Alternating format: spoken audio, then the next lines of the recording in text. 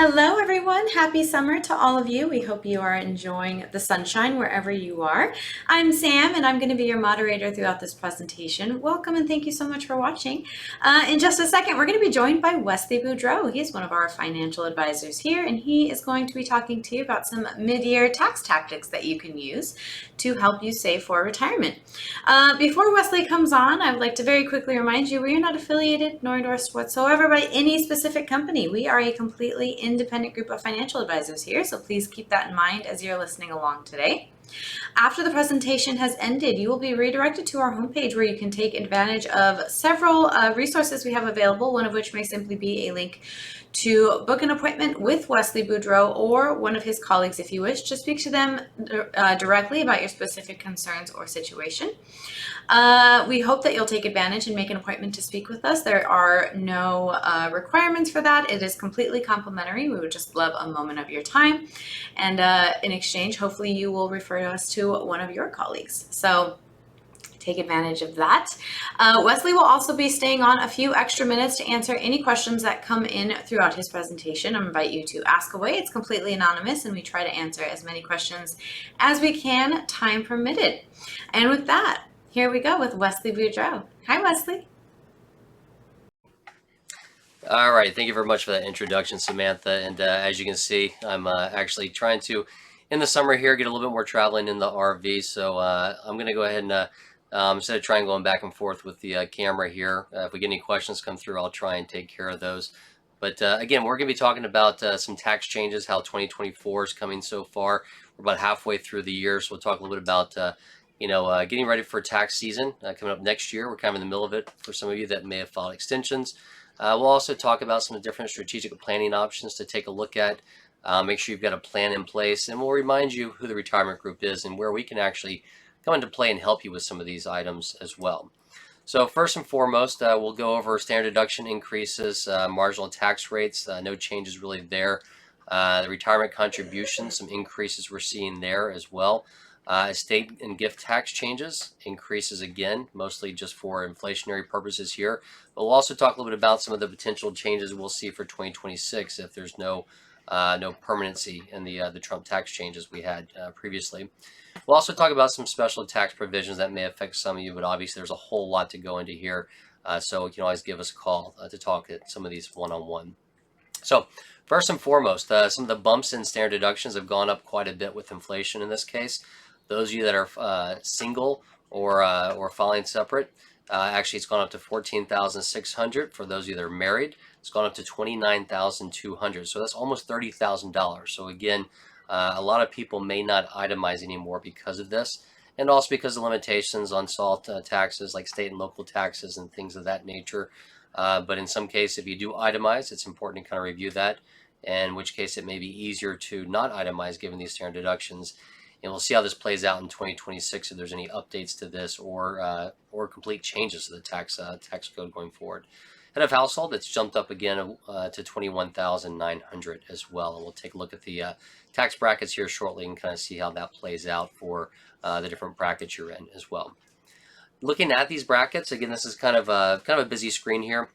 But again, no changes in the actual tax brackets themselves. The 10 to 12 to 22, 24%, 32%, 35, and 37% brackets, those are still the same. It's just the levels as far as income earned before you get to those different levels has gone up quite a bit because of inflation we've seen in here as well. So let me kind of zoom in on some of this. Again, we talked about the standard deduction down there. Let's focus on that married individuals to give us a quick example. Again, we talked about $29,200. But let's see that 12% to the 22% tax bracket jump. You can see somebody at the top of that 12% is going to be at $94,300. You add $29,200 to that, you're getting up to $123,000 $123,500 before you jump into that 22% tax bracket. So again, a very good level to focus on and have conversations around Roth conversion strategies if you're in that tax bracket. We'll talk a little bit later about some of those, but typically I like to talk to people that if they're in that 12% tax bracket, I'd probably argue that's the lowest you've probably seen in your life, and it might be the lowest you ever see again. So if we can maximize that, let's say somebody is maybe at $90,000. That means they've got another $33,000 or so they could go before they hit that 22% tax bracket. So it may be beneficial to do a Roth conversion, pay that 12% taxes on there, and get that moved over to a Roth. Minimize what you have to take out at RMD time, and also maximize that tax-free growth for yourself and for your beneficiaries down the road as well. Also, if we look at the long-term capital gains rates, again, still 0, 15%, and 20%. Let's focus again on the married individuals. We're at that 94,000 level before you jump from the 15% to the 20%. And again, that's going to be looking at total long-term capital gains, dividends, and income to get you above that level. So this is something that comes into play when we talk to individuals about NUA. We do a lot of work with the oil companies, so there are some low-cost basis stock where we've got some NUA situations to discuss there as well. So just keep that in mind. We can dig into that in more detail with you as well. Now, as far as the marginal tax rates, again, we talked about the top still remaining there at 37%. There are adjustments across all income tax brackets. That was simply just the marginal, the income limits have gone up because obviously we've seen inflation over the last couple of years here. And we'll talk a little bit about strategies to reduce some of those taxes. Again, I just talked a little bit about Roth conversions and the ability to do that in order to reduce some of those. But there's definitely some others to review when it comes time to focusing on your taxes as well. As far as one of those, it's going to be focused on your retirement contributions.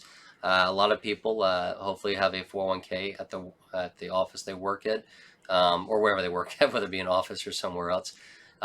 You're going to be having that ability to make those 401k contributions on a pre-tax or post-tax or maybe a Roth basis, but that's one way to minimize some of those taxes, making those pre-tax contributions, whether it be in a 401k, 403b, or whether it be an IRA.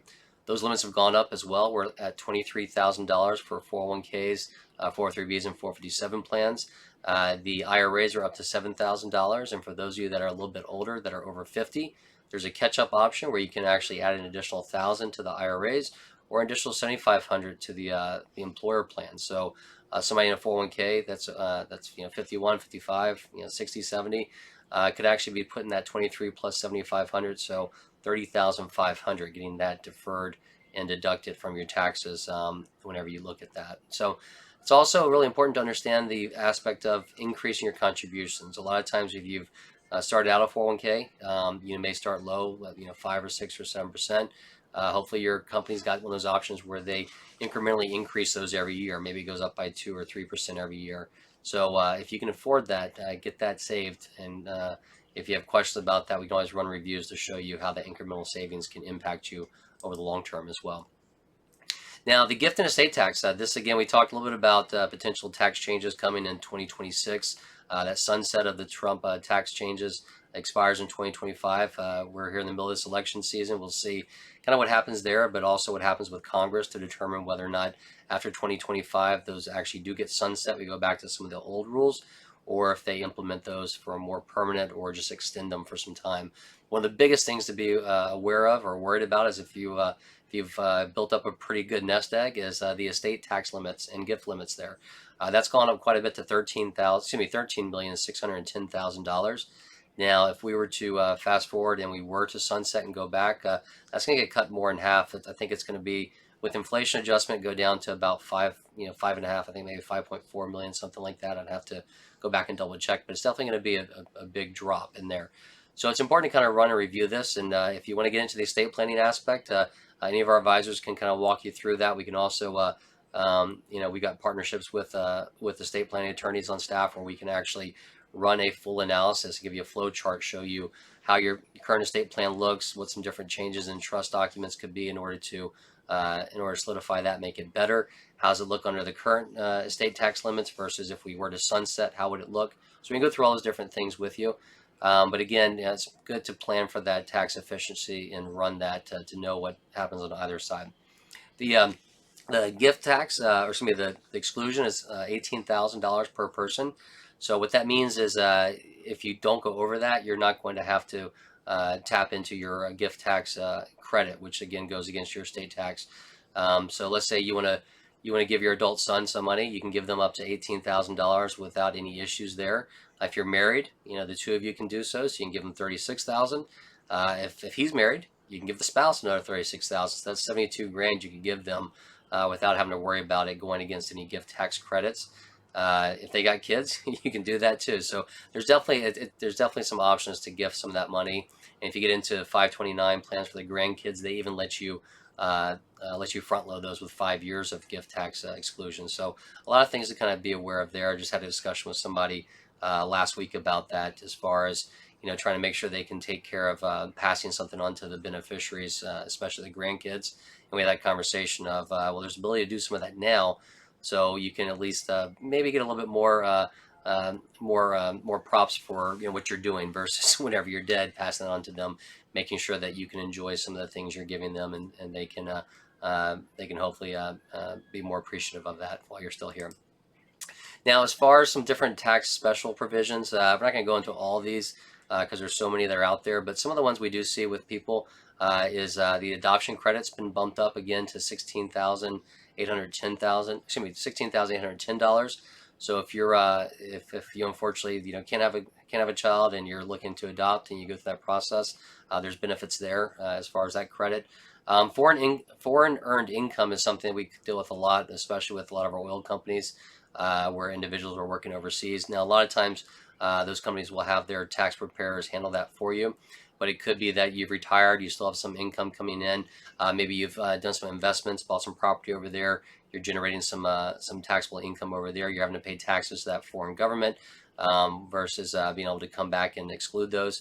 That's up to $126,500 now. So again, we can dig into those. And then there's a lot of different other special tax situations.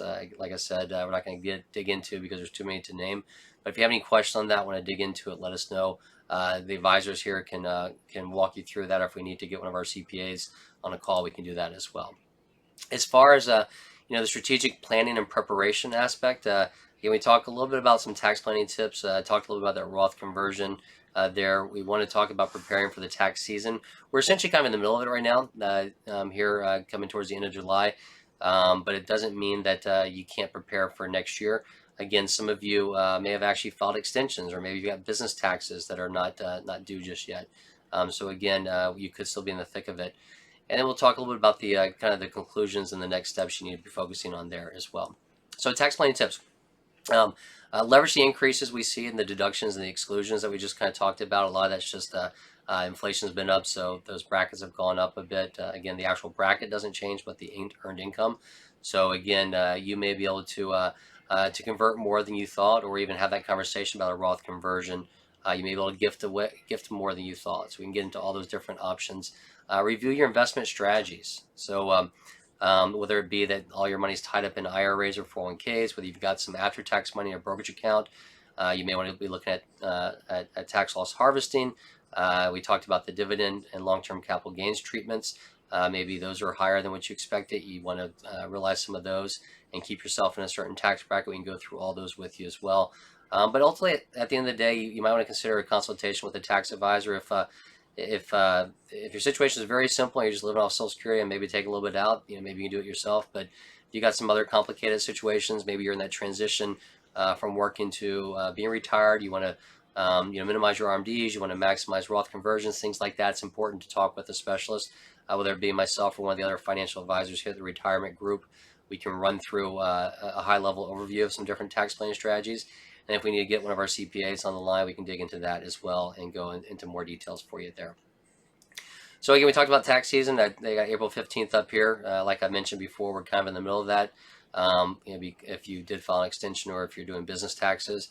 But wherever you stand, make sure you organize everything. Get prepared early. Most of your documents, excuse me, most of your documents, from companies will come out, late January or early February, so you can get most of that kind of in line and get that prepared and ready. And like I said before, you can consider professional tax help. Whether you just go through TurboTax or do some of the online ones or H&R Block, whether you work with us or another local CPA, make sure they cover some of those different options, some of the different changes in deductions, credits, nuances. But typically we go through all those with you on there. And then ultimately kind of a quick conclusion is a quick recap of the 2024 changes. There really aren't any changes. It's really just a lot of things are indexed up for inflation. So again, but if you haven't really looked at it, or maybe you have been having work take care of things, now you're retired, you need help, go ahead and dig in there and make sure that you realize with inflation, some of those tax brackets have adjusted, and you can possibly be in a lower tax bracket than what you thought before. Another thing to look at, I didn't really put in here, or we didn't put in here, is if you're 65 or getting close to 65, that's another thing to be aware of. IRMA. That's going to be the taxes, or the amount of taxes you paid that generate how much you're going to have to pay for Medicare premiums. So something to be aware of, especially if you're doing large Roth conversions, and we can get into that one-on-one. And then obviously proactive planning. Whether you want to give us a call, kind of dig through some of this, you might be able to see if there's some outside of the investment strategies, some uncovered tax planning strategies to look at, or just kind of go through again with your CPA. Don't wait until February or March where they're slammed. Talk to them before the end of the year and see if there's any strategies you can look at before the end of the year, and then be all prepared and ready to go for the first quarter. So that's going to be easier for you at that time. And then, like we said, generally speaking, it's just a plan. Right now, about 3/4 of Americans over 50 don't have a written plan. If you can spend about 10 to 15 minutes with us, we can gather some data, run a full cash flow analysis for you, which will give you a better idea of your overall situation. I really kind of help you determine different things about when should I retire. Should I take the pension if I have that as an annuity or a lump sum? What should I do with my 401k? How are the taxes going to play into this? We can go through all those different options with you if you spend some time with us, and that's all complimentary for you as well. But again, a quick reminder who the retirement group is. I know a lot of you have talked with us before, but we are an independent financial advisory firm that focuses on working with corporate employees, helping you transition to retirement, helping you understand your benefits. Myself and a lot of our advisors focus on just a select few companies. That way we have a good understanding of your benefits inside and out, whether we're helping you with your pension, your 401k, your healthcare retiree medical benefits, life insurance continuation, any of those things we can help you with that. But again, it's important to run that cash flow analysis to kind of get a big picture of everything. I mentioned that's something that's complimentary. So just take us up on that. And if you're trying to figure out, should I retire this year or next year, or in 2027 versus 2028, can I retire and go work somewhere else? We can go through all those different scenarios with you. And we do have offices throughout the country, so rest assured if you need to sit down with somebody face-to-face, we can likely accommodate that. But obviously, if you want to do this via phone calls or web meetings, that can be done as well, whatever your preference is.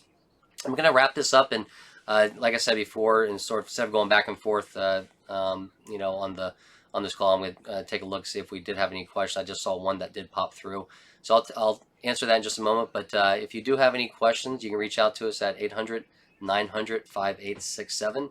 You can also schedule a meeting by using one of the QR codes here to get into our calendars, or you can also use the other one to get into our LinkedIn if you want to stay updated on more company-specific information. You can also reach that info@theretirementgroup.com. So that one question that came through was, I know I talked about the Roth conversions, but that question came through was, what's the max that I can convert in a year to my Roth IRA? So I didn't really kind of dig into this, but at this point, there's really no maximum. It used to be the max you could convert was $100,000. So I gave the example of, let's say somebody who's a married couple and they're at $90,000 of income, and the top of their marginal tax bracket is 94 and change plus the standard deductions, so they could do about 123 or so, which means they could add another 33,000 roughly and get that at that 12% tax bracket. But let's say they did 100,000. What would happen is that 23 would be at that 12% tax bracket, and the rest would be at that 22. If they did $1 million, then they'd be at the 12%, 22, 24, 32%, and kind of step up from there, and that average bracket would come somewhere in between there. So there is no limit. You could do $1 million, you could do $5 million, you could do $10 million if you have it. But the problem is, the more you do, the more you'll pay in taxes right now, and that's going to be a bigger bullet to bite. But we can always run a scenario to kind of show you all the different levels and provide you with those different options on the Roth conversion strategy. So just give us a call to look at that. Great question. I'm going to wrap that up, and just again a quick reminder. I think Samantha mentioned this before, but even though we worked extensively with a lot of Fortune 500 companies, that does not mean we are endorsed or employed by them. But obviously, if you have any questions on the taxes, the Roth conversion I kind of talked about, but also your company plans and retirement planning, just reach out and give us a call at 800-900-5867. Thank you and have a great day.